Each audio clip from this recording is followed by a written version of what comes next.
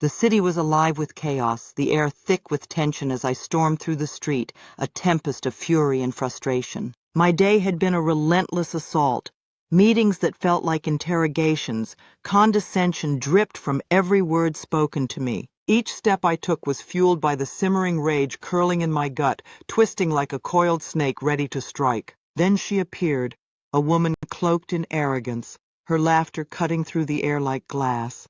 She swaggered past me, bumping into my shoulder without a second thought, her friends snickering at my expense. The sight of her smug expression ignited a fire within me. "Watch where you're going," I snarled, my voice a low growl that echoed off the brick walls. She stopped, spinning around with an arrogant smirk.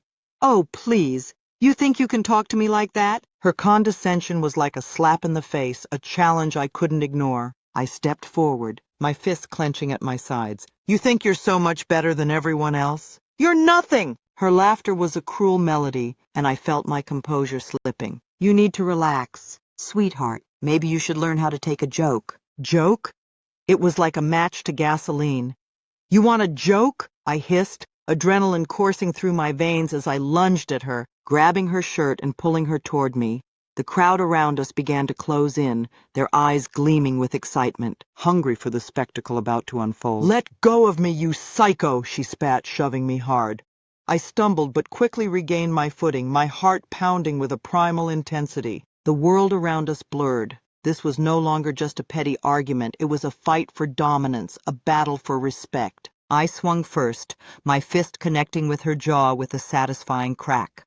The crowd erupted, a cacophony of cheers and jeers as she staggered back. Rage fueled my every movement, and I charged at her again, driven by a dark hunger to unleash every ounce of frustration I had been harboring. We became a whirlwind of fists and fury, our bodies colliding with savage force. She retaliated, her nails clawing at my skin, leaving angry red marks as I countered with a fierce blow to her abdomen. The thrill of the fight consumed me. I was no longer just angry, I was alive. With each hit, the world faded away, leaving only the primal instinct to conquer. We crashed into a nearby street vendor, the air filled with the acrid smell of spilled mustard and hot dogs, but it only fueled the madness.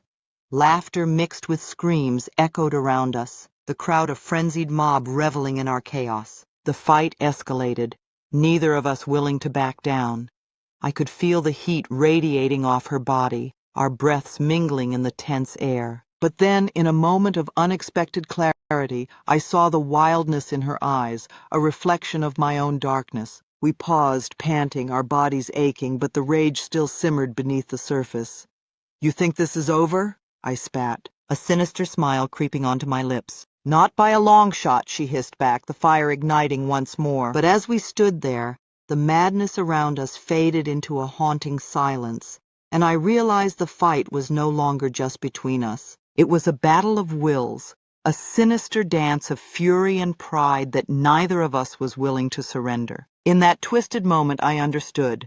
This was more than a street brawl. It was a reckoning, a dark confrontation that would leave scars on both our souls, binding us to this night of chaos forever. As the adrenaline began to fade and the thrill of the brawl dulled, a chilling clarity washed over me.